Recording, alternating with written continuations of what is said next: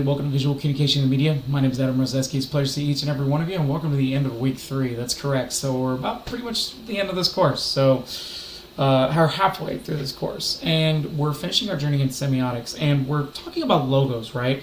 And the importance of logos and how they're used with symbolism, color, and font to really go in further detail. So I figured I'd help you out with your assignment this weekend and really talk about the different elements and why they are important and what's the reasonings behind them. Now, logos are another symbol. They represent the product company experience of a business a lot of times, or some type of organization that deals with something that has some intrinsic value. Much like symbols and icons, they need to be simple and easy to understand. They need to translate in size from big billboards all the way to like tablets to Apple Watches. They have to directly correlate to the experience as well. For example, Target is the bullseye area to find all of your elements right there. It's the target place to find all your different things that you want to buy. Nike is the Greek athleticism symbol. It's the Greek symbol for athleticism. It deals with athletic gear and how it ties into it because it uses athleticism symbol. It all makes sense. And a lot of times when you're dealing with logos, font, style, and format must also be considered, including cultural elements in any different way. So you have to consider that. Now, there are 7 different types of logos when you're taking a look at logo design and how they're kind of utilized. We'll talk about the combination mark in a minute, but let's focus on the other 6 at first. The abstract mark. Now, this is Pepsi's logo. It's the Pepsi sun that kind of use it. It's always been utilized specifically for Pepsi, and the different colors really resonate with the company specifically when it was made a long time ago, especially with the brand. And Pepsi's been around over 100 years, I think. It came a little after Coca-Cola, but lasted a very long time, even competing against Coca-Cola, which is pretty impressive. That's abstract because it's abstract to the experience of what Pepsi is and how those colors and that shape means to it. Now, mascot logos are pretty simple and straightforward. It is the mascot that is face forward right in the logo itself, much like the Colonel from KFC. Or back in the 90s when you used to see like Ronald McDonald in front of the McDonald's arch a lot of times, the mascot was the main thing. Wendy's from Wendy's with Wendy as the girl. These are all mascots that really provide it, and that's what that visual is because it directly correlates to that mascot of that experience.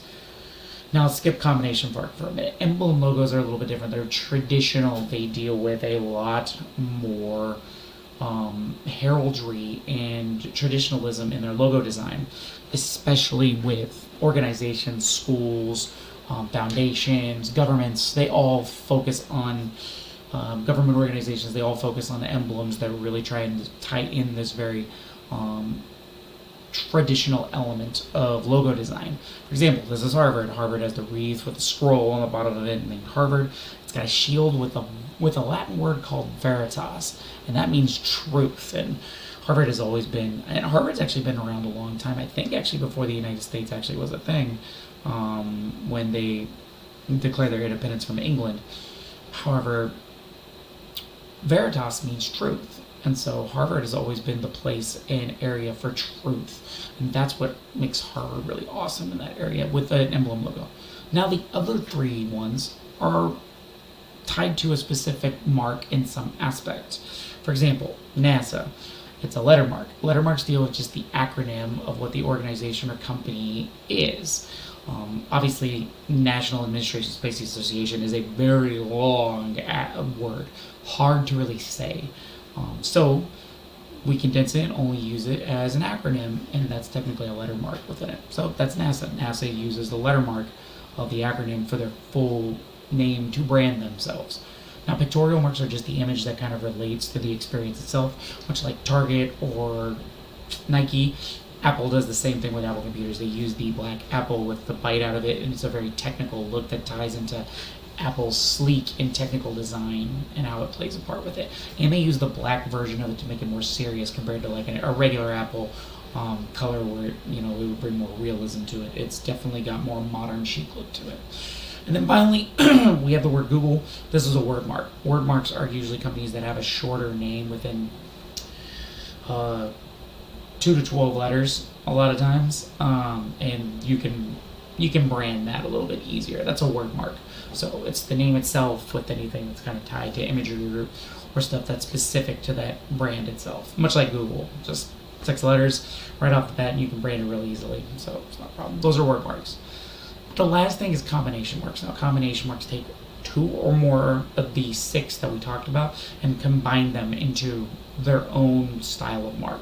For example, Burger King. Burger King uses a word mark for the name and for the meat of that image, and the rest is kind of tied into an abstract mark where it shows off a burger based upon the shapes and stuff that they use specifically. That's pretty much it. That's all I got with this. So I want to give you guys some examples on different types of logos and how they're utilized. That's going to give you a good head start into your assignment this week. Again, if you have any questions, comments, concerns, let me know. I'll still be available throughout the week. All your grades have been updated. If you have any questions about that, let me know. Also, thank you for all that turned in some other works. I'm still seeing a lot of people taking it easy on discussions. I need more effort and some detail on some of that stuff. Other than that, all doing great. Keep it up. Hope everybody has a great weekend. I'll see everybody for lecture on Monday, same time, always 6 p.m. Eastern, 5 p.m. Central. Do keep in mind your discussion posts your Saturday are due on Saturday evening. Your reply posts and your live lectures and your written assignments are due on Sunday night as well. Look at Teams. I've provided examples for you. I've also provided. Please take a look at the end of the lecture as well to really go into detail as how I want it. Other than that, that's all I got. Be safe, have fun, enjoy. Take it easy. See you all on Monday. Bye bye.